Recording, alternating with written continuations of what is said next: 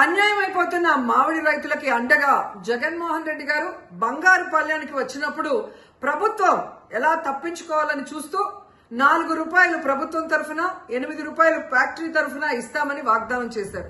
కానీ 4-5 నెలలుగా అది ఇవ్వకుండా ఎలా మోసం చేశారో మీ అందరూ కూడా చూశారు. వీటి కోసం రైతులు పోరాటం చేశారు, వైఎస్ఆర్ కాంగ్రెస్ పార్టీ పోరాటం చేసింది. అండ్ నేను కూడా ఎక్స్ లో ఎలా స్పందించానో మీ అందరికి కూడా తెలుసు.